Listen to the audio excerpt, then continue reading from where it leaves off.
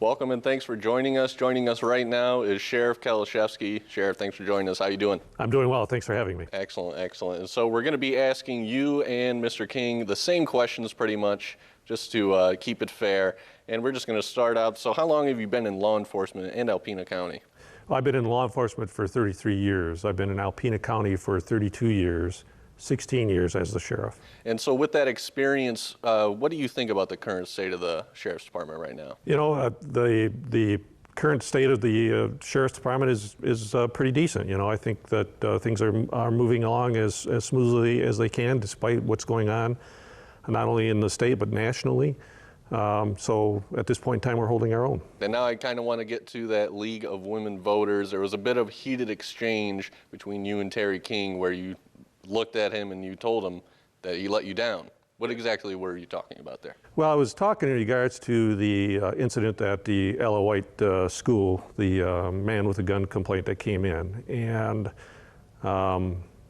you know, in that particular situation, there was an investigation that had taken place. At some point in time, I was informed that he may have sent a text message to an individual advising the individual who happened to be the witness in that situation not to take a polygraph that the city PD had asked the witness to take. In investigating the situation, my opponent informed me that at no point in time had he ever done that, and I informed him that as long as he was telling me the truth, he had nothing to worry about.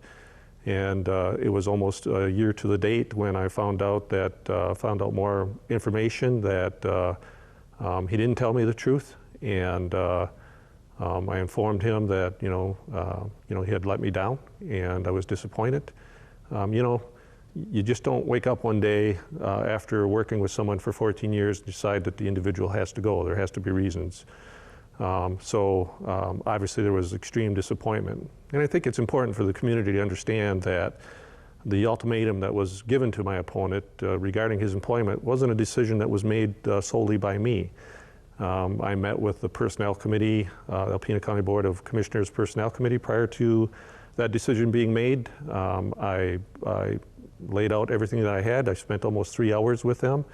And at the end of the meeting that I had with them, they made it, I asked them what their thoughts were in regards to it, and they made it clear to me that he needed to go. And he was, of course, your under sheriff, and did you feel betrayed? Absolutely, without a doubt. You know, when someone tells you that they never sent a text, they never interfered with another agency's investigation, you believe what they have to say, and when you find out later that, in fact, that wasn't the truth, absolutely you feel betrayed. And with that whole situation, is there anything that you might have done differently in hindsight? No, I don't think so. You know, the decisions that were made at the time were the right decisions. You know, initially there wasn't enough evidence to require him to go. And it wasn't until almost a year later that more information became available. If reelected, what kind of improvements do you think that you'd be able to make happen? Well, there's the big thing that I'm working on right now is a crisis intervention team. That has to happen. So the crisis intervention team are police officers who are trained in dealing with individuals who are having a mental health crisis. So that hopefully when law enforcement arrives on a particular situation, they can deal with that, and when appropriate, we can divert that individual from being arrested and being brought into jail and get them the mental health need that they have. I'm doing this because it's a personal issue to me. I'm doing it because, you know, I have 2 children who have mental health issues. My wife and I have dealt with this for a number of years. My son needed life-saving health care, and because he was a juvenile, to be able to get my son into a mental health hospital, it was extremely difficult. There just wasn't enough bed space available for him to do that. So there was times when my wife and I spent a week, and sometimes over a week, at our local hospital in the emergency room. And I want to tell you that our hospital here was absolutely fantastic to work for.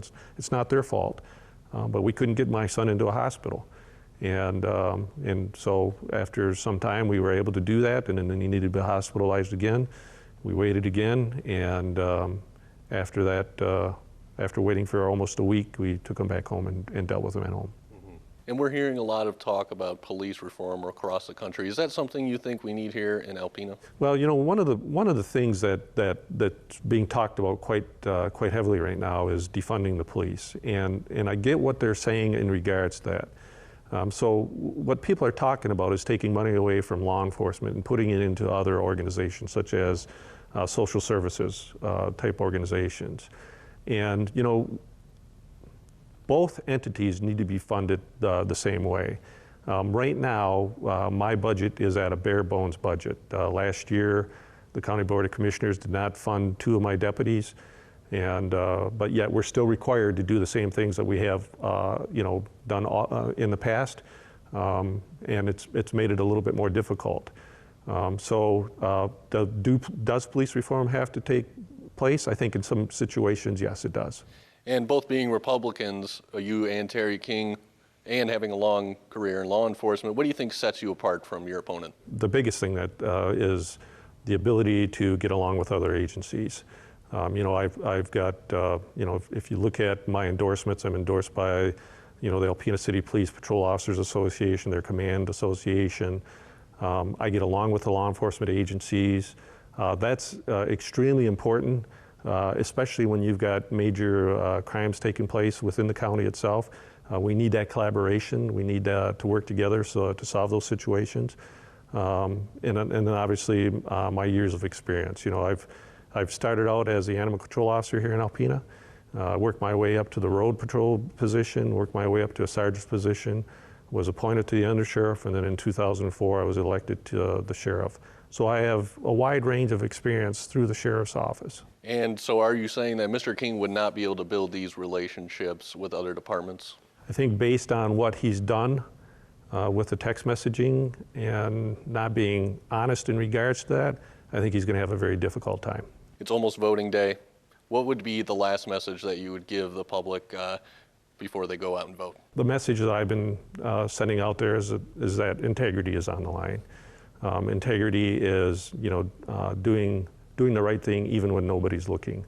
And, you know, I've got a lot that I want to accomplish yet in my career, and I'm not done yet. And I'm hoping that the community sees that I've done a good job over the years, and re-elects me as the sheriff.